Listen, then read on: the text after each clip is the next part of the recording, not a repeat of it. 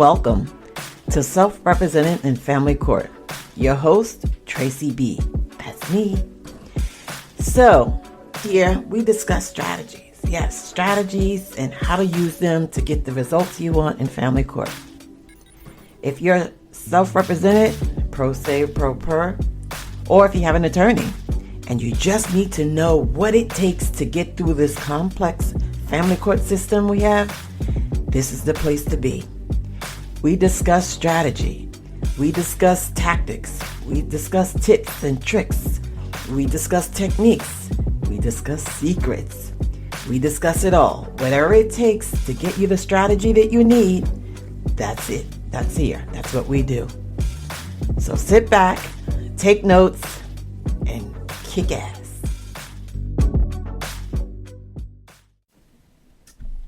Well, hello there. It's me, Tracey Bee. You're listening to Self-Represented in Family Court.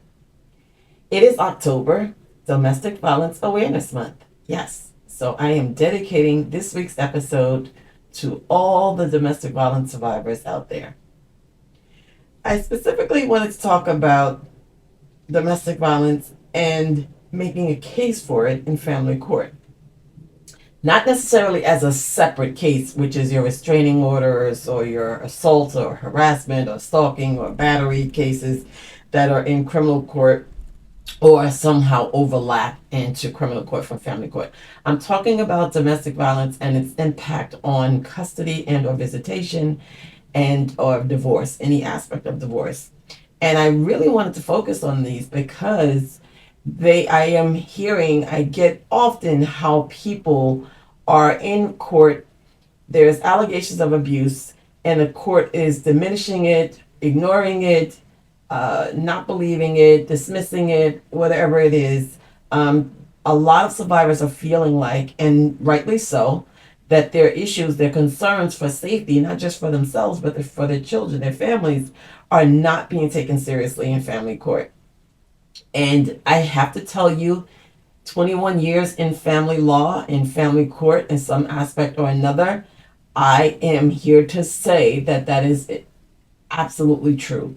Family court does not necessarily take domestic violence or any sort of violence against women, children, even men seriously when it comes to determining custody and or visitation or any other aspect of divorce. There are some instances. It's gotten better. I must tell you, it's definitely gotten better. I remember when I first started out in family court in New York, they had created what's called the IDV part, which was an integration of criminal court and family court to deal with the criminal aspect of family violence or partner violence and how it cross over into the divorce aspect and or custody visitation aspect of a case, of a family court case. And oh my goodness, that was years ago. So and it was at that time that it was really, there was a lot of grassroots organizations spearheading the campaign for getting some sort of special attention, resources allocated, you name it, to domestic violence, which is really odd because domestic violence has been an issue since, I was a kid. I remember, having loved ones, watching loved ones be arrested for domestic violence. But nevertheless, I'm talking about it today because it is still an issue. It is still an issue that family court, the judges, the key players, and when I say key players, I'm talking about guardian ad litem, I'm talking about psychologists and therapists, I'm talking about mediators, and for whatever reason, they all have some sort of impact in how the case proceeds through family court. And it's worth talking about. It really is worth talking about because I hear DV advocates talking about the mental and the emotional aspect of DV and how that should impact the case in a family court. But there's somewhat of a disconnect when I hear mental health experts talk about how DV should impact a case in family court as far as custody or visitation or anything like that is concerned. And I get it, but I'm always going to see cases from the judge's perspective. And no, I've never sat on a bench, but I talked to enough judges and I witnessed enough judges and been in family law enough, long enough to know that the perspective that the court takes on things can be very different. I mean, polar opposite of the perspective of a mental health professional, especially on topics like violence, partner violence, family violence, or things like that. So that's what I'm talking about today. I'm talking about the strategic way to make a case for DV in your custody and or divorce case, because you can go into court and tell the court about all the violence that you've endured or you witnessed against a loved one that you're concerned about that it might spill over to your children, or threats of violence. And it there are a lot of times when it really will fall on deaf ears, because for several reasons. I mean, there's a lot of theories as to why this happens. My theory is, and everything I say is based on me watching intently. I watch everything. I observe everything. I analyze everything to a fault sometimes. But my perspective is, judges just don't want to go down that rabbit hole. They don't want to have to deal with more than they have to deal with, if that makes any sense. I think a lot of times judges don't want to get it wrong, so they try to get it right, and when they try to get it right, they get it wrong. So it's kind of like which came first, chicken or the egg. It's like a circular reasoning. But I honestly just think that they just don't want to have to deal with, anything more than what they have to deal with, Um, and when you start to bring in issues of violence and how it impacts, someone emotionally and mentally, not let alone physically, but emotionally and mentally, it's like, like I said, the judge can go down this rabbit hole of trying to prove, or dispute or confirm or dismiss, and that would require more and more research. There's always going to be opposing positions on any topic you can think of that comes up, not just in DV and anything really, but so a lot of times I think it's just a matter of, the courts just want to deal with what's in front of them and, try to move on as quickly as possible without having to dig deeper. And yes, there are extensions of the court, like, guardian ad litems and custody evaluators and family involved mental health professionals and experts that can actually serve as an appendage or a conduit to the judge getting a hold of information. But even still, there's always going to be someone on the opposing side that's going to submit something to dispute what that expert says. So, and again, it just drags things out long than necessary. It's from the court's perspective anyway. That is my take. That's my position. I'm sure there's other valid ones, but for me, that is what I've seen consistently. So anyway, when I talk about violence, I'm talking about emotional and mental abuse, financial abuse, litigation abuse, post-separation abuse, physical abuse, sexual abuse. I'm not really referring to child abuse in this segment. I'm not going to talk about that. But for me, there is a hierarchy in family court with respect to how it would view allegations of abuse. And any allegations of emotional and or mental and or financial abuse may not be given that much weight and consideration directly. Those things may not have a direct impact on the outcome of your custody case or your visitation case or even your divorce case when it comes to property division or financial support. Some people tend to think that if they make allegations of emotional abuse or mental abuse in a divorce, that they can get more of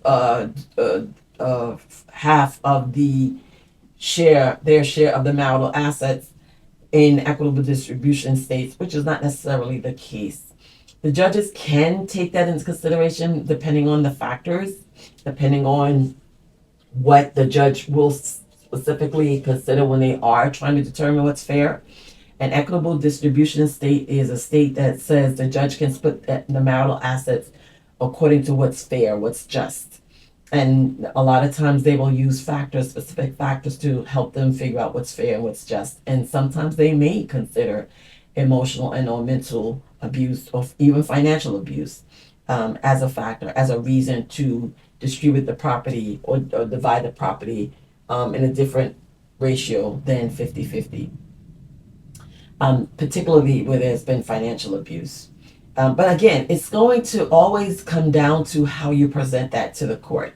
When I say present, some people think presenting a case means going to court, while the case is proceeding and present that. That's not what I mean by presenting. I mean presenting it at a hearing and or trial, because those are the times when you actually officially get to present your evidence and testimony and witnesses, et cetera, et cetera, et cetera. And those might be the best times to present things like emotional abuse or mental abuse, and definitely financial abuse, particularly when you're in a divorce and you're asking for a different distribution of marital assets. When it comes to emotional and or mental abuse, though, with respect to custody, that may not necessarily be a factor that's given that much weight. There are some states that have emotional abuse on the children as a specific factor in the best interest of the child factors.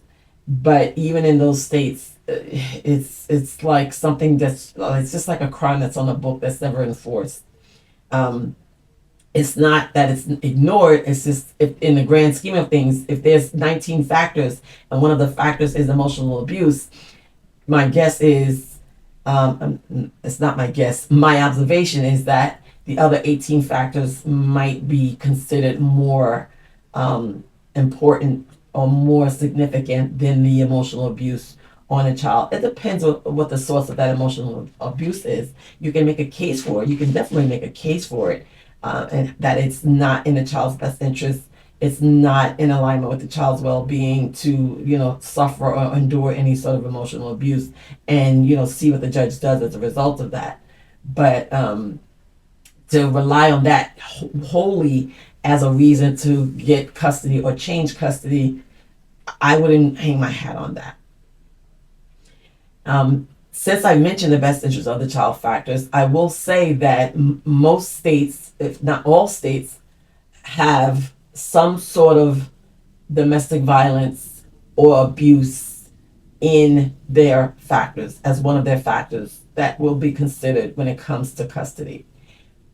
However, just because it's on the books does not necessarily mean that it is, given considerable weight. I've worked with several clients where there were issues of abuse and the judge just overlooked them and still awarded custody or 50-50 to the alleged abuser.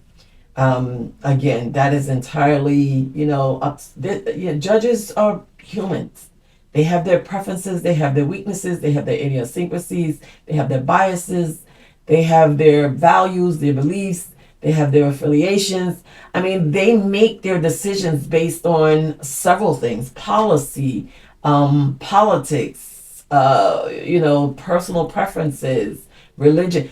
They're human. They're making decisions. They have to make split decisions sometimes. And, unfortunately, it may not be the best decision, but that's what they're doing. And a lot of times they're doing that based on, any of those factors that I just mentioned. So when it comes to the best interest of the child factors, just because it's listed or indicated in as one of the factors, it doesn't necessarily mean that the judge is going to give it that much priority as it may give other factors. The judges have a lot of discretion in family court, a lot of discretion, and hardly any oversight with how they actually manage their cases or make decisions or rulings in their cases. So if you're in a state, and particularly if you're in front of a judge that is, has a real propensity to rule against any party that is accused of being an abuser, then you may want to understand how you present that case best for that judge, so that you'll be more inclined to get that judge to understand and to see the extent or the depth of the abuse and how it affects the well-being of your child physically, developmentally, intellectually, and sometimes emotionally, mentally, and or spiritually. So in any case, you should always understand who your judge is and what their position is on DV. You should definitely understand if they have any affiliations with any sort of DV organizations or any other entities. You need to understand if they, if they came from the criminal bench, where they saw or sat on a lot of domestic violence criminal cases. You need to understand if their significant other, their partners, or if they've ever been a victim, or their children have ever been a victim, or loved ones have ever been a victim.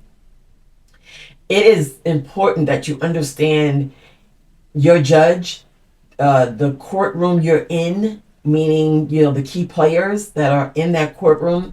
It is important that you understand that when you present your DV case, no matter what it is. I will tell you again that there is a hierarchy. A lot of times I've seen emotional abuse not really, really used as a significant factor when it comes to custody, or, like I said, and or divorce. But when you're talking about physical abuse, that's different. And even with physical abuse, if there's, undocumented and unreported incidents of abuse, and you as a survivor are testifying to it, it's going to be a matter of whether the judge finds you credible. And in addition to all of those other factors that I just mentioned, who they are, what their beliefs are, their values are, what their affiliations are, all of those things. But if you are a survivor of physical abuse and you have documentation, that it puts you higher up on the scale, on the spectrum that I mentioned. But narcissistic abuse, post-separation abuse, litigation abuse, those things are in the middle. Those are somewhat in the middle, because litigation abuse and post-separation abuse does have an indirect / direct impact on the procedure or the process of your family court case. So it may not have a direct impact on the outcome, but it would definitely have much more of an indirect or direct impact on the process and the procedure of your family court case.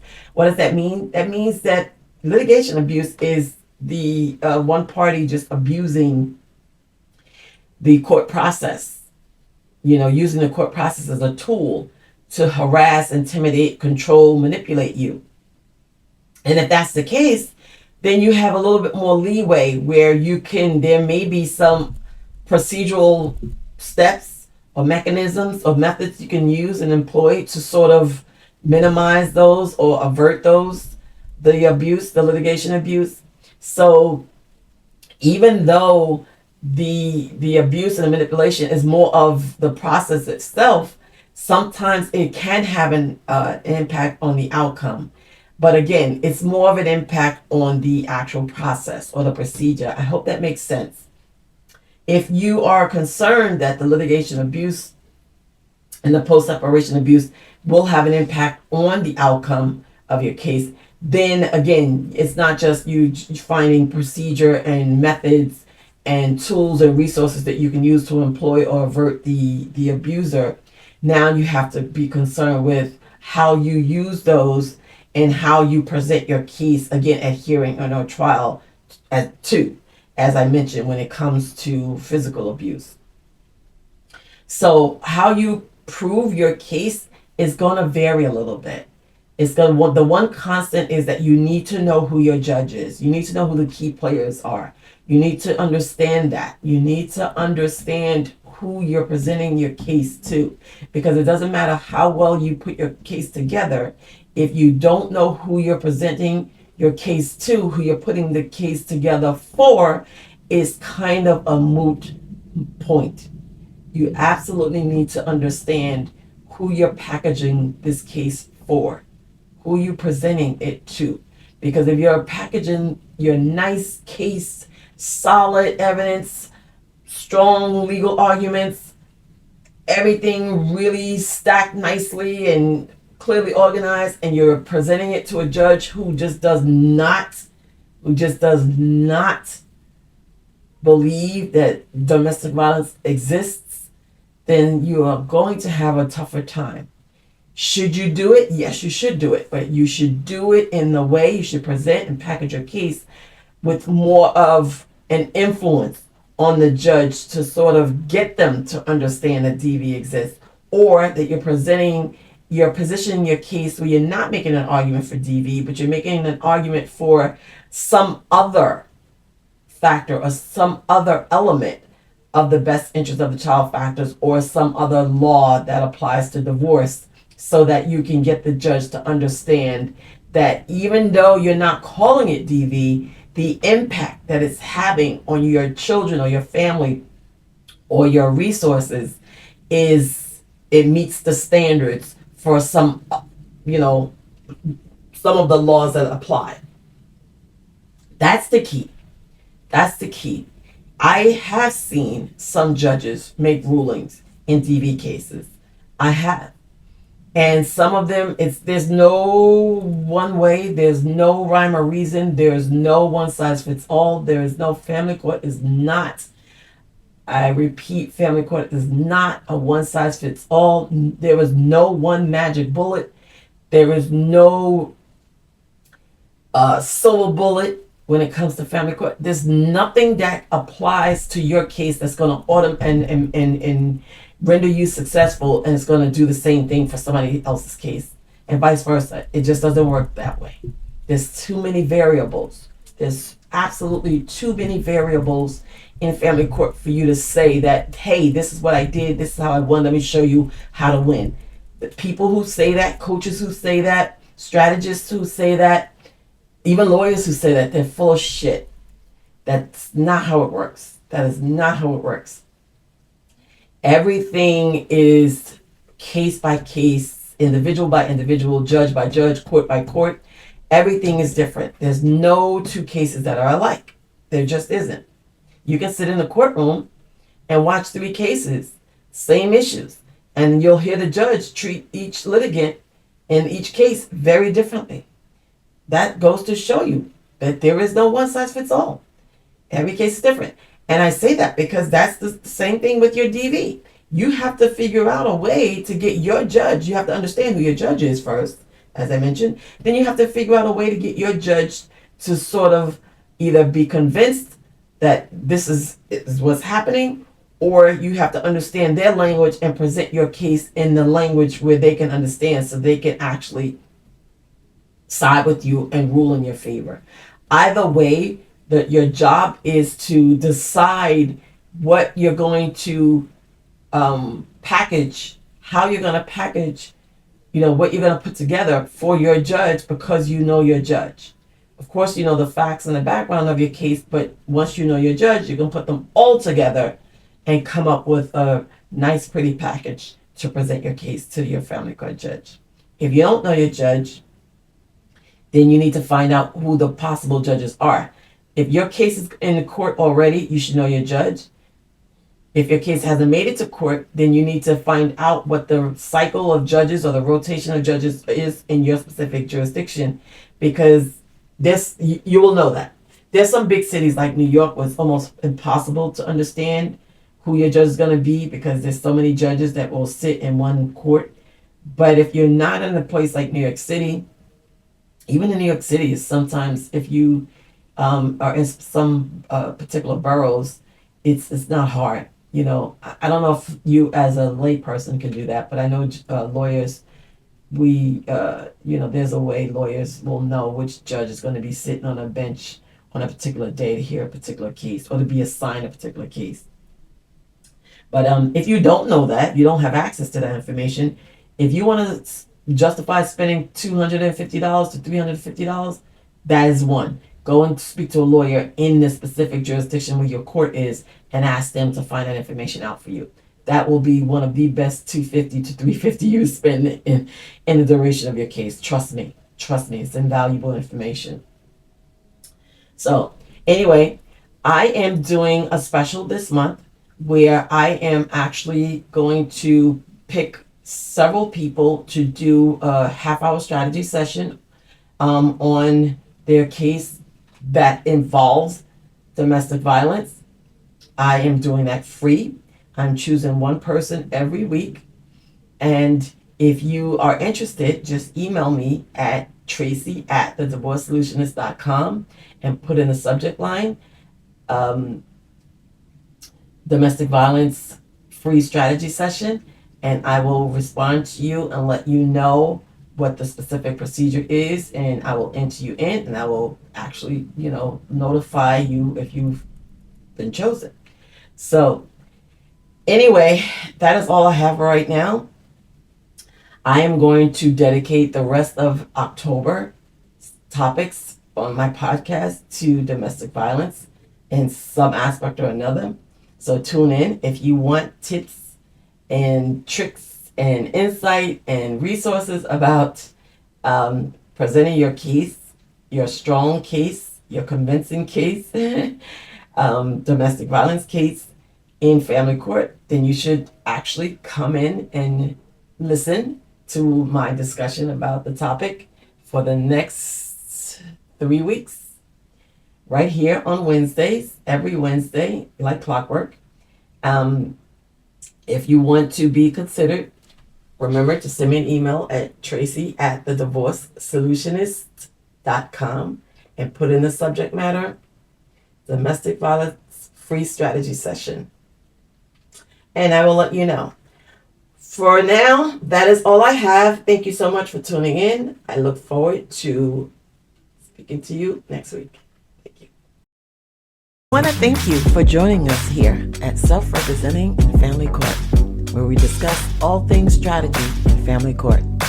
Join us next time. Until then, visit us at www.thedivorcesolutionist.com.